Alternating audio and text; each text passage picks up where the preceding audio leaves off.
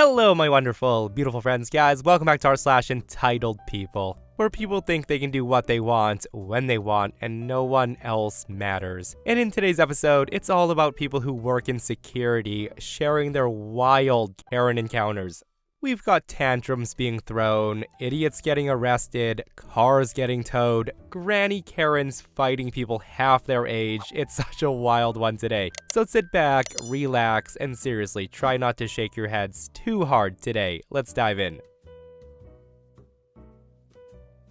Some years ago, I worked as security at a local club. The club's located in a ritzy area of the city, so there were many entitled people that I'd have to deal with on a regular basis. One evening, we had a private party going on, so you could only get in if you had this invitation. It was an easy shift, all guests were nice, the atmosphere was chilled, that is, until this lady came by, the Karen of our story. She did seem a little bit drunk. When she approached, I asked for an invitation, but of course she didn't have one, so obviously she wasn't invited. I told her today was a private party and that she needed an invitation. I apologized and then wished her a nice evening. If only it were that easy. In that moment, she gets furious. She then yelled at me saying, "Do you even know who I am? I'm an effing lawyer, and if you don't let me in, I'm going to sue you. All of my friends are in there." I just say to her, "I'm sorry, but you need an invitation, and I can't let you in without one. But if you can tell me the names of some of your friends, I can look it up on my list and find them for you if you want to talk to them." She then screams at me and says, "No, let me inside." She then makes the mistake of pushing me hard. And that's when I respond, "Please step back or I will have to call the police. I'm not gonna let you inside, so please leave the place right now." She just keeps screaming at me and she says, "Call the police. I'm a lawyer and I know my rights, so let me inside or I'll sue this whole place for discrimination." She again tries to push me. I just step aside and she stumbles and falls. I get her up and she starts screaming at me, and at this point, this small woman is trying to fight me. And I want to add, I'm about 5'9" at the time, around 280 pounds of muscle and fat. Thankfully, we're in an area where police patrol at night due to the busy nightlife. In this moment, a police car drives by and she jumps in front of it, bringing the vehicle to a screeching halt. The police of course get out and they ask what's going on. She then tells her story. I still don't know what she told the police, but I tell mine, and of course while doing so, she starts to push me away to get inside. I block her, of course, and that's when she starts screaming at me. The police try to calm her down, and I have no idea what she was trying to do, but in flailing her arms, she hits one of the policemen in the face. To cut the story short, instead of getting into the place, she ends up with a ride in the back of a cop car and she spent the night in jail. Every now and then after, when I saw the officer, we had a good laugh about that. Some people just don't know when to quit, do they? I'm just surprised she didn't scream more about the law when getting arrested. But then again, who else is having a hard time believing that Karen was even a lawyer at all? Like, entitled people say the dumbest things when they try to get what they want, and even more so when they're drunk. And this person comments, "I also work as a doorman, and this crap happens a lot, yet it never stops being funny." I work at a medium-sized international airport as a police officer. When airlines have issues getting flights out due to things outside the local agent's control, like weather, we usually get a few hateful customers that we end up dealing with. This one is so far from the top of the pile. So this airline I work for, we'll call Directional Air, had a glitch on their system computers following a storm.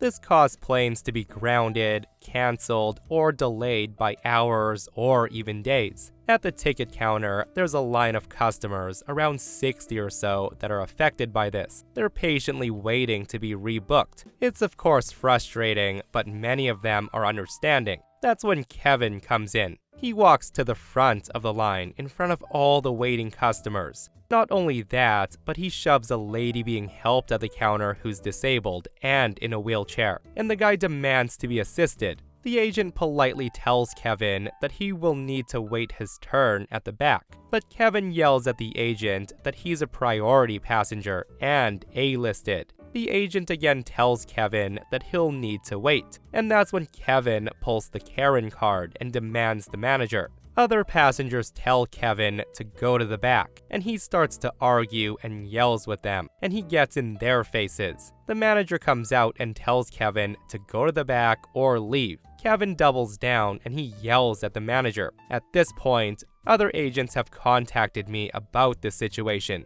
A male passenger who's 6-something, lean and mean steps up, and he gets Kevin to stop yelling at everyone else and focus on him till we arrive. Kevin tells us that he was polite and that it was the airline personnel yelling and cursing at him, and the other passenger, the woman in the wheelchair, threatened him, and that's why he pushed her. Meanwhile, cell phones and CCTV tells another story. Kevin insisted that the other witnesses and the footage are lying and that he's telling the truth. He then tries to intimidate us by asking for our names and badge numbers, saying that he knows our boss, he's friends with local police, yada yada yada. This is common for people with nothing else to go on. In the end, the manager tells us that Kevin will not ever fly with them, and he's blacklisted. Kevin's told that he'll need to leave, and he thinks the police are the new group to argue with. After being given warnings to leave or be removed, Kevin continues to argue with us and he refuses to leave.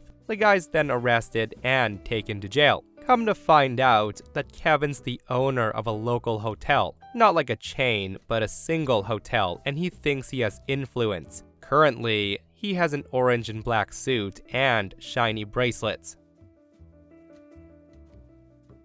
Okay, so I worked security for a long time, and there's so many stories I could share, but this one is by far my favorite. Some elderly lady was having a bad day, I guess, and she came to our store. She comes into the store and she waits in the money center line. All of a sudden, I hear her cursing out a customer in front of her. So of course I come over to see what's going on. I come over just in time to hear old Karen saying, "I'll drag your ass outside and beat that pretty face of yours." She yells that towards the customer and then saw me. She then continues on and she says, "I will beat everyone in this mother effing building. Security, manager, police, I don't give an F. None of you broke mother effers can take me." Now, before I could ask what the problem was, my loss prevention manager came to ask what's going on. That's when old Karen says, "You think you're real cute with those ugly ass braids, don't you? Well, I'll pull all them mother effers out." Now, both me and the loss prevention had braids, but she was talking to me for sure. But my loss prevention manager doesn't play around. She says, what did you say? Which bitch with braids are you gonna drag out of here? Because if you're talking to me, you best not be. May God have mercy on your soul. What up?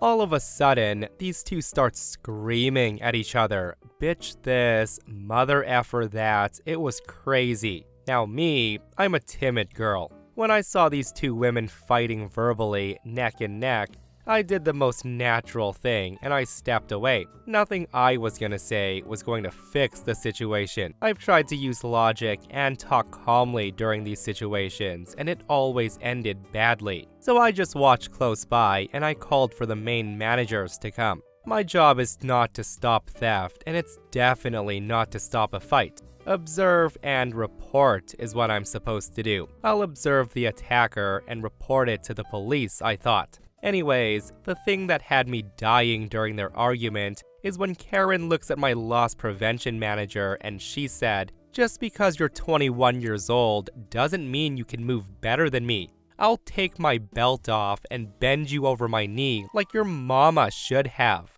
To which loss prevention replies, "Thank you for the compliment, bitch. I just turned 47. Karen then says, "Well, you look like a dead whale for 47, and she," gesturing to me, "looks older than I am, and she looks like Lil Wayne." At the time, I just turned 28 years old. The elderly woman kept throwing insults even when the store manager came. It was crazy. I thought a fight was gonna break out. The manager gets her to leave, and 3 minutes later, she parks her car in front of the building and she steps out. Me being me, I'm looking for any weapons in her hand. She came inside to talk crap one last time and then left. More stuff was said, but I'll just leave it at that. The effing drama was real that day. A few customers were even like, "Whose grandma is that? She's about to get beat up." Like seriously, I've never seen an old person so ready to fight someone. And not just me, the timid-looking one, but she wanted to fight my managers and the other customers who towered over her. I joked around saying that she almost got her hip busted, and one of my coworkers was like, she told me that both her hips are bad, and that's why she was impatient and didn't want to wait in line. That's when my loss prevention manager chimes in and says, "So she's talking like that with bad hips? Well, if she ever comes back and tries me again, the first thing I'm hitting is her hips. I don't care if she's old." So that's my story. I don't know if she's just really brave or really dumb, but probably both. Honestly, probably also a bit not all there is what I'm thinking too. But what an encounter that was, and I can only imagine being there and holding down my laughter because those insults, my goodness. Like, judging from what was coming out of Granny's mouth, she once upon a time might have been a badass that laid the smack down on people. Nonetheless, what a tale that was. I work security, and a couple of days ago, I was assigned to our mobile patrol services. Before I get into the story, I want to give a little information. The city I live and work in has a few big companies, but they only work in like government buildings and they don't have patrol services. The 3 companies that do have patrol services are all locally owned businesses, and each company's patrol vehicles are very distinctive. Company 1 drives Ford F-150s with red and blue markings. Company 2 drives white Dodge Chargers with gold and green markings. And my company drives black Honda CR-Vs with white and gold markings. This particular day, I was getting hungry, and I decided to pick up some fast food for my supper. One of our patrol locations happens to be a city park that has a parking lot that oversees the waterfront bay. I decide that would be a great location to eat my burger and fries. So I park the car and I'm enjoying my burger while listening to an audiobook. As I'm eating, I see an older couple drive through the parking lot. It was empty, which is why I chose the spot. They park about 50 feet away. I notice the couple just sitting in their cars, staring at me, but I think nothing of it, of course. Well, after a couple of minutes, they get out and they start walking towards my vehicle. I pretend I don't see them and just keep eating, hoping they would go away. But no such luck, as the guy aggressively bangs on my window with his hand. So I start to roll the window down, and before I can even say anything, I'm getting yelled at. The male Karen says, "Who are you? Why are you here? Shouldn't you be working?" And female Karen says, "What's your name? I'm gonna report you to your boss for being lazy and eating while working." Are you supposed to be doing that? I don't think so. I tell both of them I'm currently on break and I'm parked in a public area. I can do as I please, so please back away from my vehicle. The male Karen then says, "I'm friends with your boss and I will report you for being disrespectful. What's your name so I can report you?" I just tell him, "Sir, legally, I don't have to provide you with my name. I can give you my badge number if you'd like."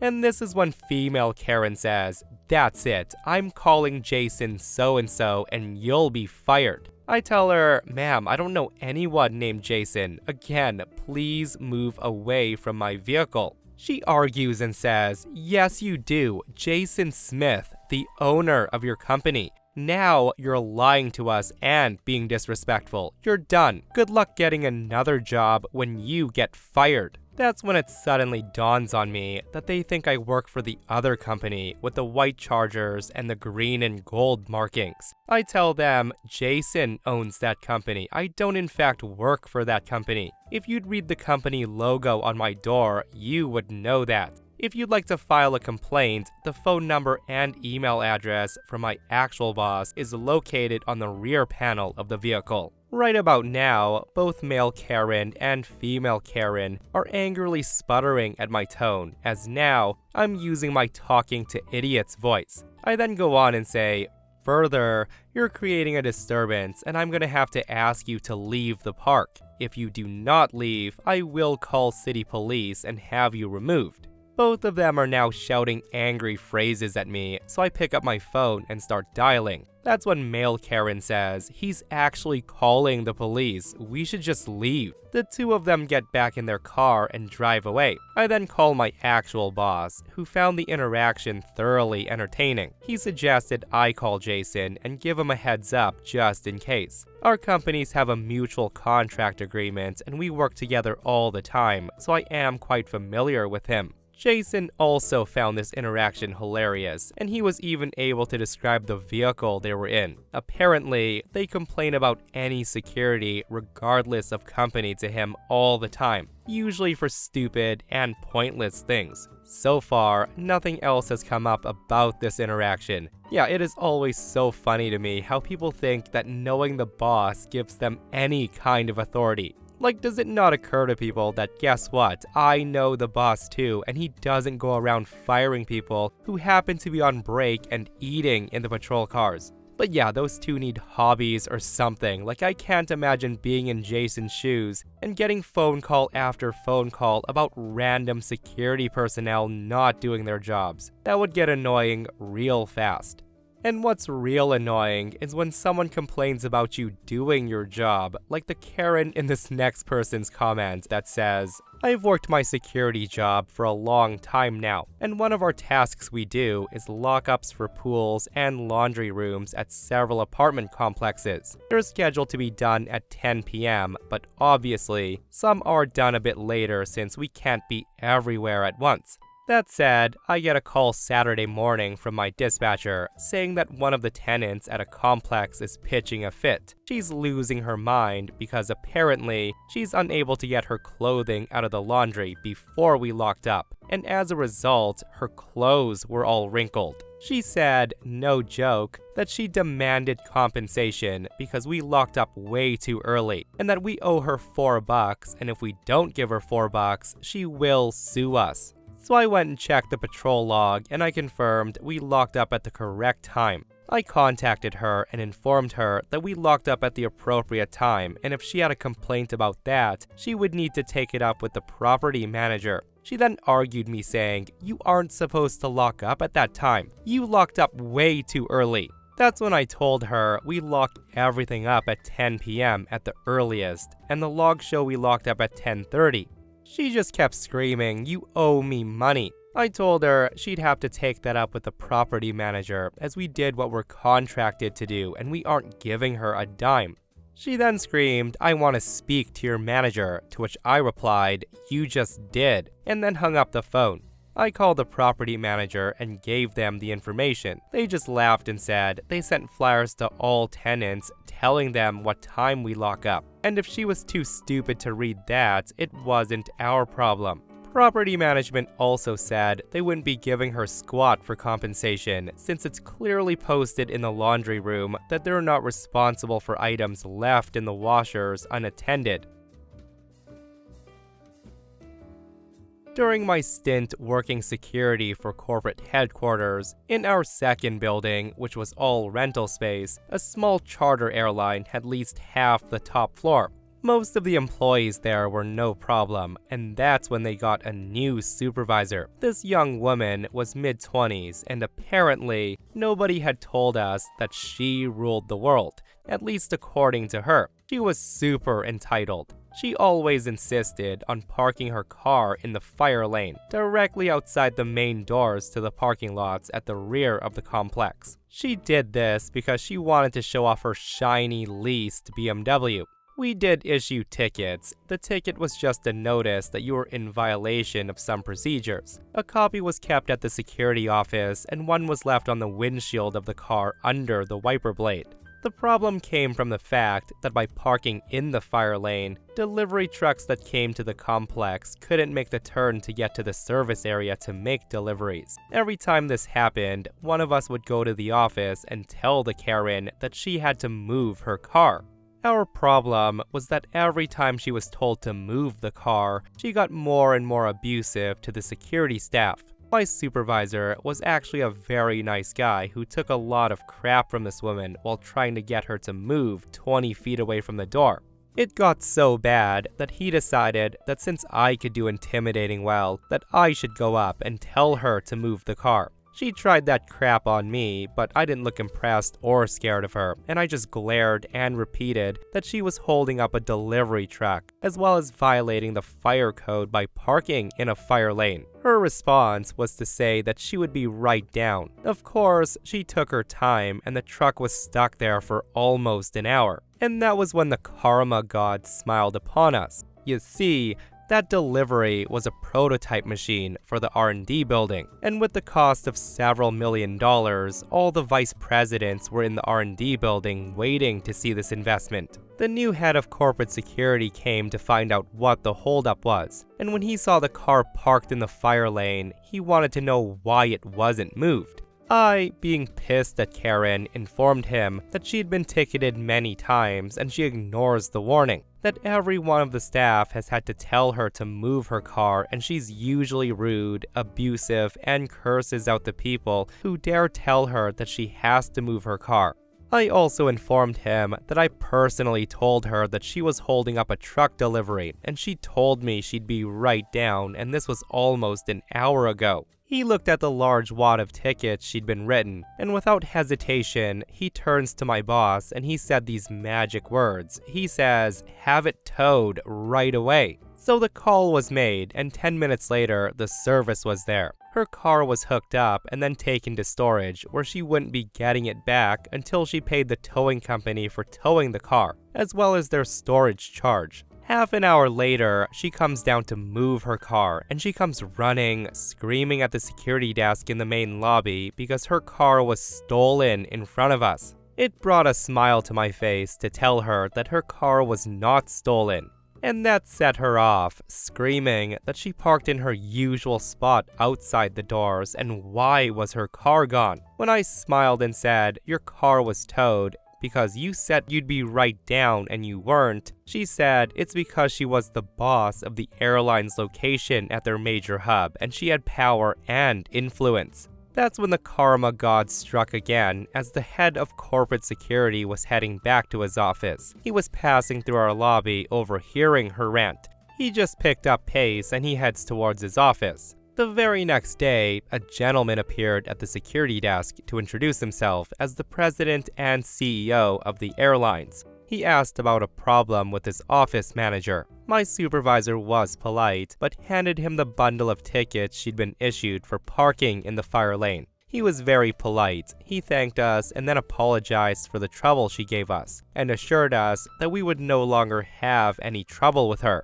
10 minutes after he left, he was back with his very important, powerful office manager Karen, who was then made to apologize to us with her boss standing right there. But the icing on the cake was while she stood there, her boss hands us his business card, and then he wrote his personal number on the back. He told us if there was any more trouble with any of his employees looking directly at her, that we should call him directly and she would be out of a job. Karma is great. Gotta love it when power-tripping Karen bosses get knocked off their high horse, hey? And in this case, getting embarrassed as well by the CEO nonetheless. But yeah, I'm surprised they didn't have her towed sooner instead of issuing all those tickets, especially when she never did learn her lesson. But I hope she did after this.